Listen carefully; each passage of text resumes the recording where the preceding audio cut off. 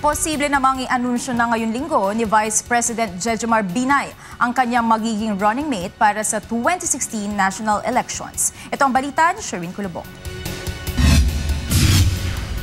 Malalaman na ngayong linggo kung sino ang magiging katandem ni Vice President Jejomar Binay para sa 2016 national elections. Sa isang open forum sa University of the Philippines sa Los Baños, Laguna, sinabi ni VP Binay na posibleng i-anunsyo na ng United Nationalist Alliance o UNA Party ang napili nilang kandidato sa pagka-vice-presidente. Nang tanungin ng media kung sino ang posibleng katandem, ito ang naging sagot ni Binay. Secret! Oh, well, basta hopefully, probably within this week, pero definitely, we're going to have a vice presidential candidate. Samantala, nananatili namang tikom si VP Binay sa magiging senatorial lineup ng UNA Party sa 2016 dahil sa pangambang kasuhan o kaya'y gipitin ang mga ito ng kanilang mga katunggali sa politika.